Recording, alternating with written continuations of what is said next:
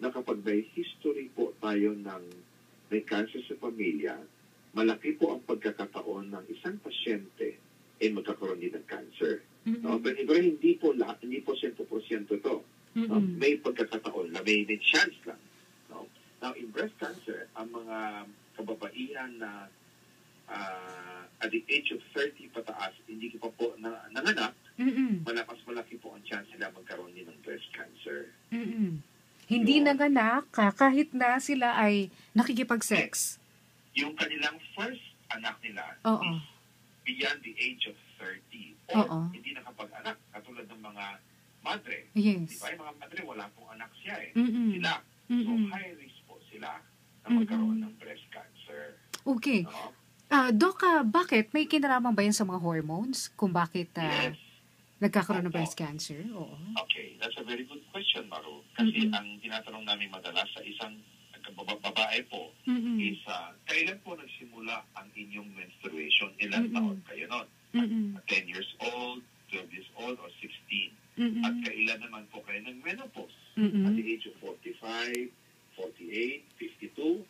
Habang humahaba ang exposure ng menstruation o menstrual cycle ng isang babae, mas malaki daw ang pagkakataon magkaroon ng breast cancer.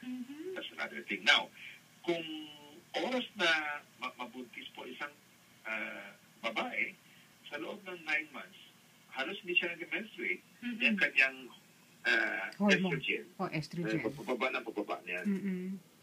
See? So, later on, so wala. So, yung exposure niya, mas kakaunti.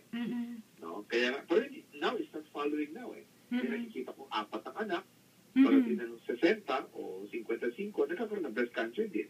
Kaya ang hirap sabihin eh. Of course, marami pong factors yan, Maru. Isa na rin po ang ating diet. Ang sabi nila, bakit daw ang Filipina ang pinakamataas na case ng breast cancer sa buong Asia kung hindi po natin iko-considera ang China kasi dami pa naman ang tao nila. Oo nga. No?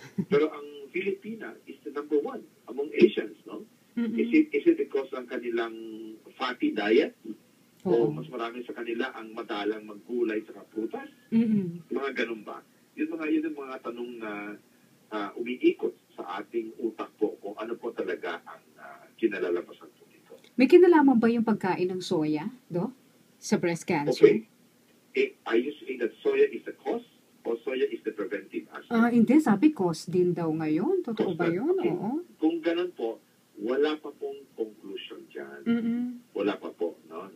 So I do not dare to speculate na sigurado po yan ay cause niya. Okay. So, ngayon, Doc, sabi malaking kinalaman talaga yung genetic factor. Tapos yung mataas na production ng estrogen ba, Doc? O progesterone, sa yung hormones ng babae. Yung mga kababaihan na sabi nagkakasugat yung kanilang breast area, lalo na kung na-trauma o kaya nakagat, pwede rin ba pagsimulan yun ng breast cancer? Hindi po. Nagkataon lang po. Kunyari, nasipa ng baby o natamaan sa pinto, no?